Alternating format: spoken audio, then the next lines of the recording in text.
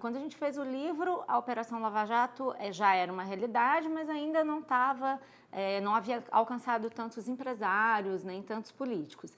Então, o que a gente sabia, e o livro mostra isso muito, é que o Ike tinha uma relação promíscua com políticos como Sérgio Cabral, existia uma proximidade muito grande com Lula, Luciano Coutinho, mas até que ponto a Lava Jato poderia se ampliar a ponto de alcançar o Ike, não estava claro então. Eu acho que o Ike tem sim o que contar numa eventual delação. Com relação ao Sérgio Cabral, tem que ficar esclarecido de que forma ele conseguiu um sem número de licenças ambientais, operacionais necessárias para fazer o Porto do Açu.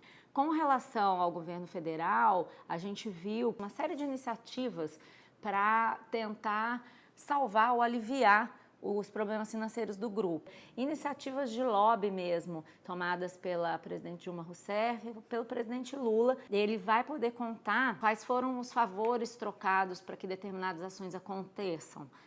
A termoelétrica do Ceará, que o Ike construiu e ficou sendo conhecida como Termoluma, pode virar um capítulo da delação do Ike Batista. Ela foi aprovada dentro da Petrobras de uma forma um pouco heterodoxa. Primeiro a Petrobras fez o contrato com a Termoluma e depois aprovou na diretoria. Depois ainda o Ike revendeu essa empresa com lucro de mais de 100 milhões de dólares à Petrobras.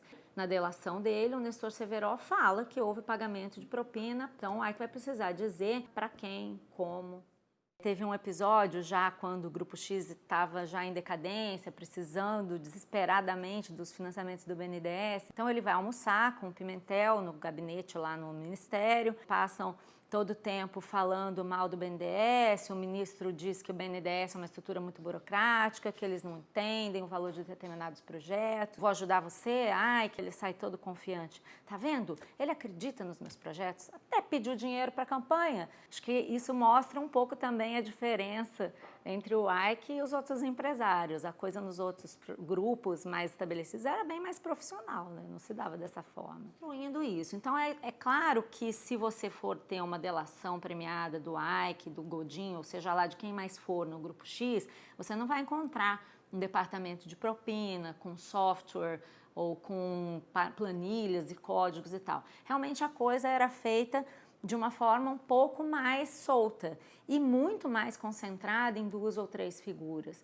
E também você tinha essa coisa de ser um grupo ainda em formação, então eram poucas pessoas que controlavam a informação. Mas fica claro desde o princípio que para o Ike, assim como para o Odebrecht, a forma mais rápida, melhor ou mais conveniente de conseguir coisas nos governos, suas obras, suas aprovações e tal, era pagando propina. A ideia de que deixaram ele quebrar é uma coisa um pouco simplista. O que aconteceu de verdade é que chegou um momento em que o Império X tinha necessidade de caixa de 40 bilhões de reais. Isso é muito, muito até para o BNDES, para o governo federal, para o FGTS. Os empreendimentos eram tão mega, tão gigantescos e tão mal administrados que mesmo um governo de muito boa vontade teria dificuldade, e teve, de resgatar. O fascínio que as pessoas têm pela figura do Ike, eu acho que em parte é motivado por essa personalidade carismática que ele tem, por esse estilo vendedor que ele ainda cultiva, por uma promessa que ele representou, mas eu acho que também um pouco por essa máquina de mídia que ele movimentou enquanto ele tinha dinheiro. Só na holding EBX, ele tinha várias outras empresas, mas só na holding ele tinha 40 jornalistas trabalhando para alimentar redes sociais, a imprensa. Durante muito tempo, ele usou o dinheiro que ele tinha para promover a própria imagem. E eu acho que existe ainda no Brasil uma cultura das pessoas de fazerem como se fosse uma gradação do mais grave ao menos grave, como se o Ike, que tinha lá seus empreendimentos e toda aquela vontade de crescer, fosse menos imputável do que outros, que obviamente está cada vez mais provado que não faz sentido, já que ele, assim como todos os empresários, pagaram propina da mesma forma.